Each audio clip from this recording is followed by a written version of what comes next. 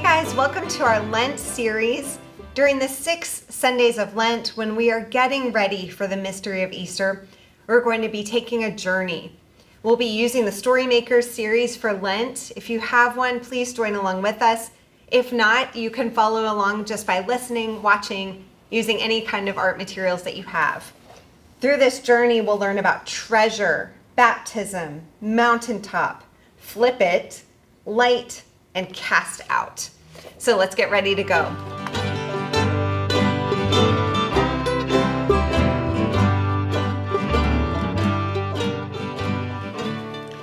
Okay, if you have your StoryMakers zine, go ahead and get it out.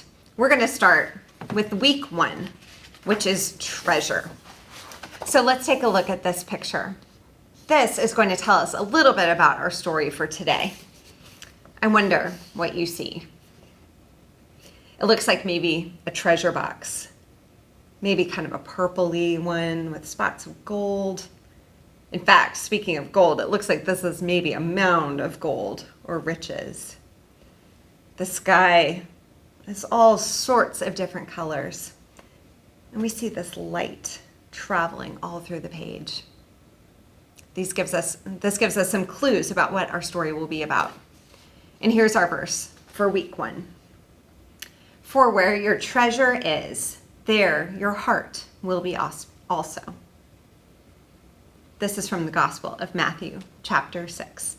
For where your treasure is, there your heart will be also. Let's dive into our story. Okay, so for our story today, we have 4 different characters. We have the narrator, the disciples, Jesus, and the crowds. Margaret Ann will be our narrator and Jesus today.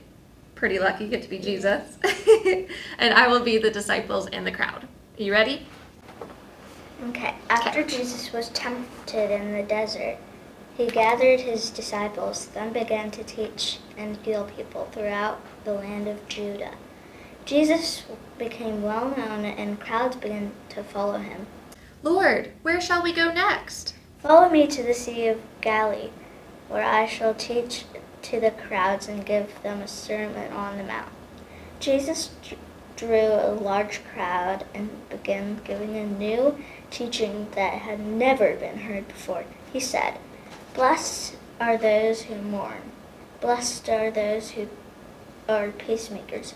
Blessed are the merciful, and blessed are you when others despise you. Jesus then ended his sermon by saying, "You must be perfect as your heavenly Father is perfect." Is Jesus really saying to be perfect? What does this mean? Jesus had new rules to give, rules that could not be completed by any human, rules that were about to the heart.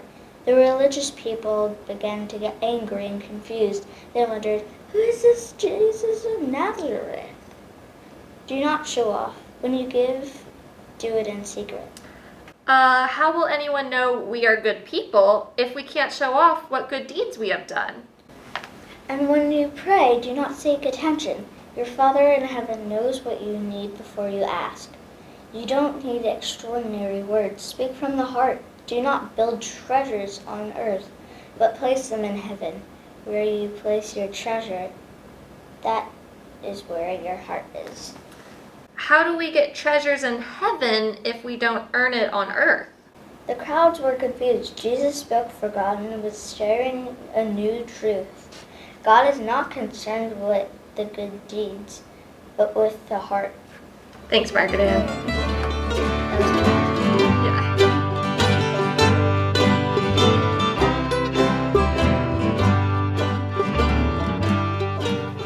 That was so fun to hear that story. In it, we hear some things that might be surprising. Jesus was telling people that not only do their actions matter, but also their thoughts. This was a big shock to a lot of the religious people of the day who thought that they already knew what they needed to be perfect. Jesus is trying to make them think about everything in a bigger, different way, about how it's not just earthly treasure that matters, but treasure that can be found in things that we can't see with our eyes here on earth, the treasures of the heart. And so we're going to continue to explore this. This is going to be the part that you get to interact in. And so be playful, have fun, use your imagination, and join us. So on our coloring page next to our fields notes, it says, have you ever thought, if I only had blank, I would be happy? Margaret Ann, if you only had what, you would be happy? Puppies. A puppy! Oh, puppies. Lots of puppies? Yes, but I only drew one. Oh, okay. Well, I drew wings. I thought, if I only had wings and I could fly, I'd be so happy. Draw 2 types of treasure, one from God and one from the world. What's the type of treasure you drew from the world? From the world, I drew treasure. A treasure chest? Me too. I put diamonds and gold in it and rubies.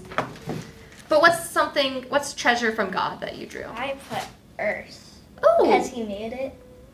that's a nice thought. I like that. I put joy. Because sometimes we just get our joy and our peace from God. I'm joyful. I think that's